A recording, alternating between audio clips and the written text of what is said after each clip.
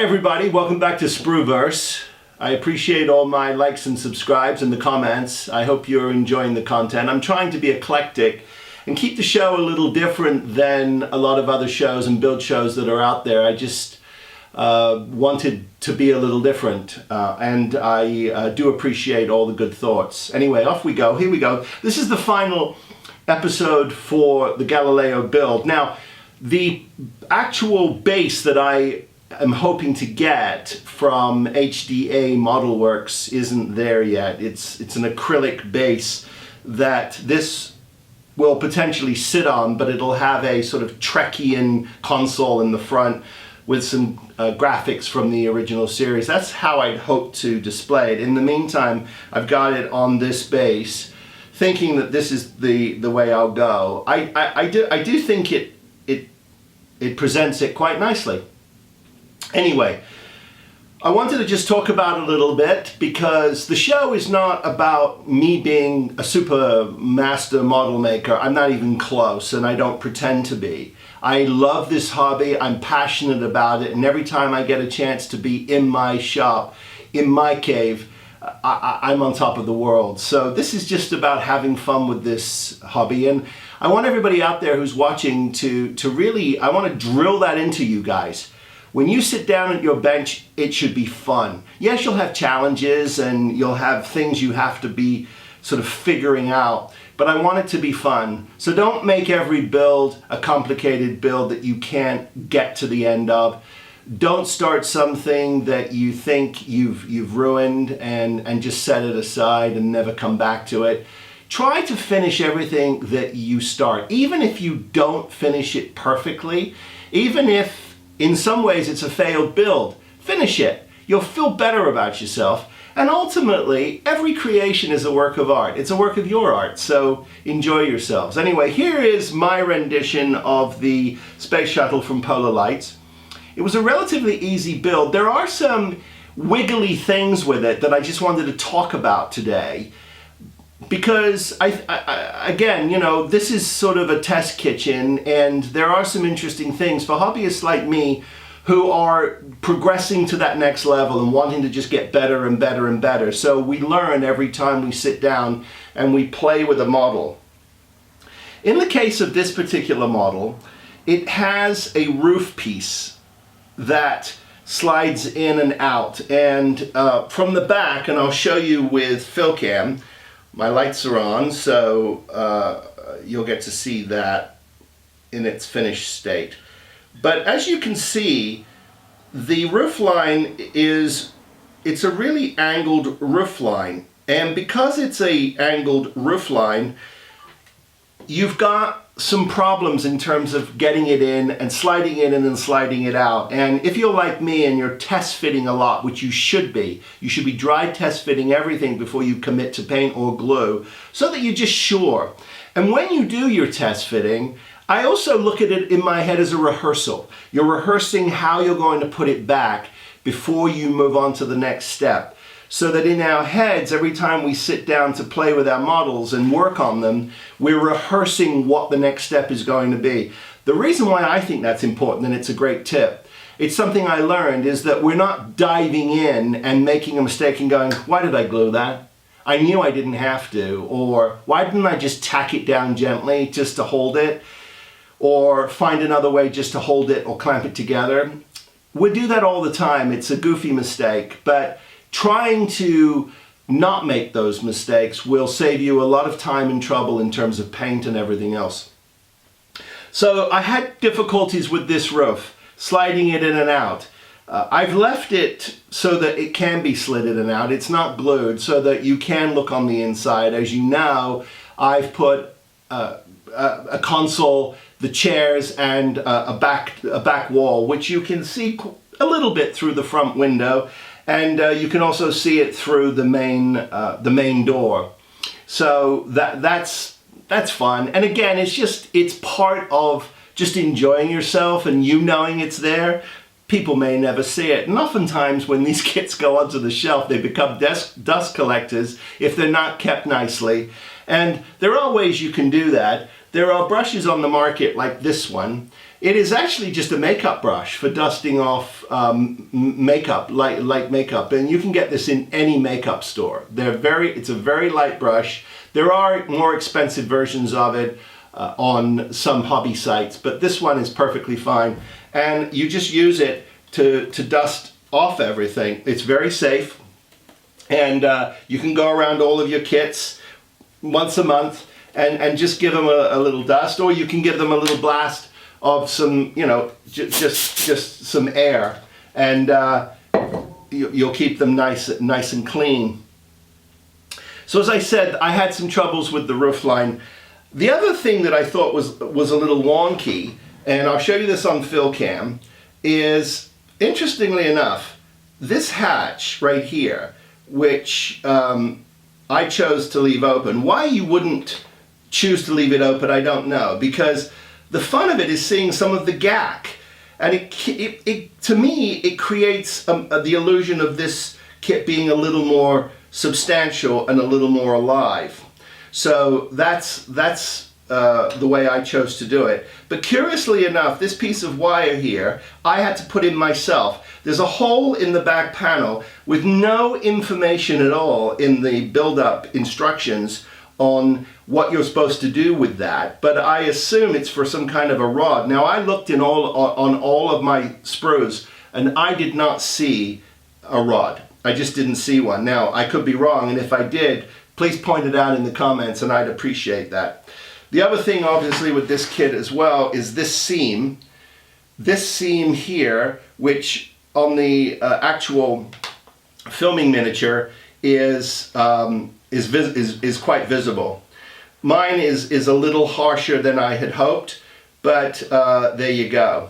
Now, one of the other things that I did for the test kitchen, as I like to think of Sprueverse as a test kitchen, where we do things not to show you how great we are as model makers, but to play with the whole universe and test out different things. But I want you to see here, this is painted on with masks from Aztec Dummy, and these are actually decals that came with the set. Now, I did that for a couple of reasons. I wanted to see what I thought would give us the better finish. Now, I have a couple of issues with the masks. In my opinion, they raise the paint a little too much. Now, you can do light coats and leave it for a few days and maybe get a better result than I did. But I find that the painted on logos are, the painted on graphics I should say, are just a little too raised for me. But I do like the fact that they're permanent. I had no real issues with the decals, except that one of the sheets that I had definitely had some problems. So some of the decals that I used were a little tough to play with. I put them in the water for a few seconds, put them on the paper towel as you're supposed to do.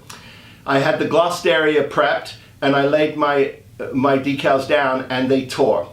They were very, very, very fragile. Now, I had two of these, so the second set that I used, I had no problem with. They slid off, they didn't tear, so I just had a bad batch, I guess, or an older batch or a drier batch. That can happen.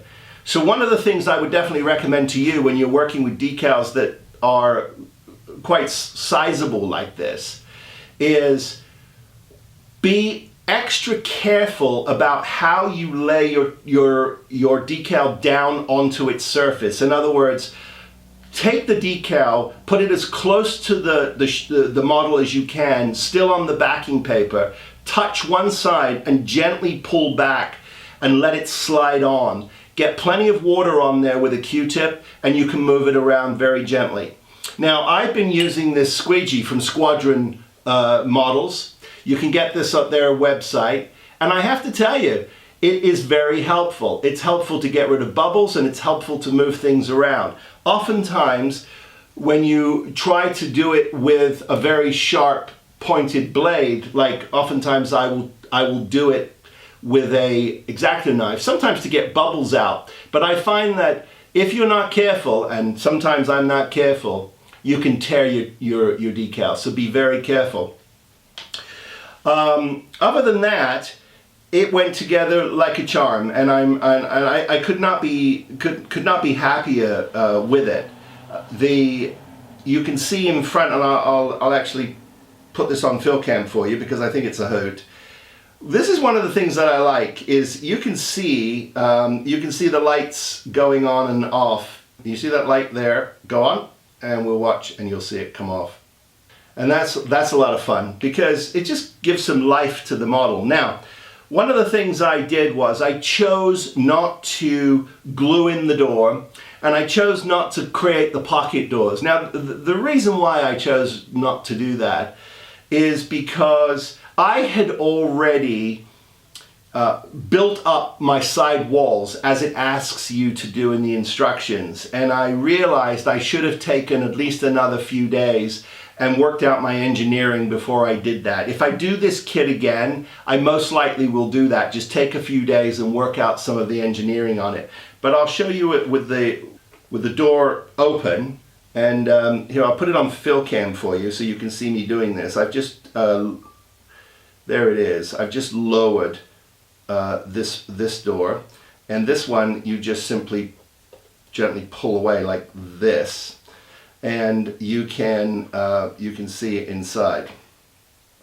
Isn't that fun?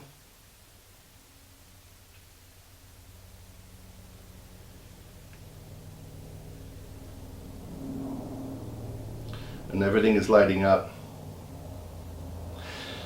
And then in the front window, I don't know if we can do this here because I've got some smudges.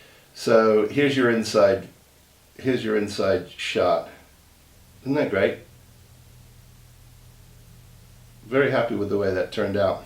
Now, the reason why I wanted to show you that, warts and all, as I say, is because there's a lot of gook on this clear glass that has to be cleaned up. So I deliberately didn't do it so I could talk about it on camera, because I do think a lot of people, including myself, have a difficult time. And what I use is Novus. Now there's 3 bottles. You've got heavy scratches, then you've got fine scratches in the red. I'm not using the heavy scratches, it's a 3rd bottle. And then you've got your cleaner. And those are Novus, and here I'll show you that on fill cam so you can see those in case any of you don't know it, but I'm sure most of you know. Here they are. Here's the bottles that I use. And what's really good about it is you don't have to do an awful lot. I put just a little dab on the side of the just on the side of this.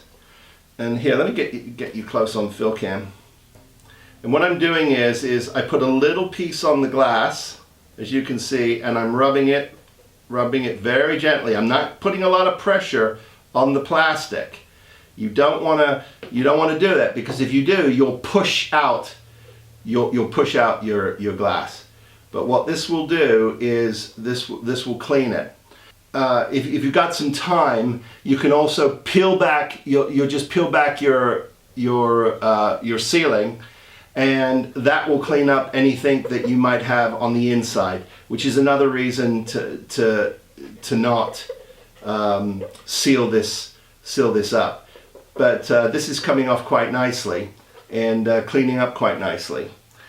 So that's what I'll continue to do with this kit. But there it is. It's the Galileo Shuttlecraft from Polar Lights. It is probably a 2.5 week to 3 week build. If you take your time, you let your coats of paint dry, and you're not going to put an interior in this, you can probably do it in 2.5 to 3 weeks. The reason why I say that is because a lot of guys don't have a chance to model every day. They can only do it on weekends, and so you'll just get the satisfaction of watching this thing come together. And when it does, it's a really nice model, and one that anybody can be proud of putting on their display case.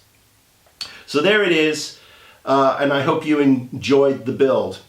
We're going to be continuing on now with the Spindrift, the 24-inch 3D printed Spindrift, which will be the next big project coming up, amongst other things that I'm working on. I've got more parts for the X-Wing coming in, and I've got some fit issues I just want to talk about.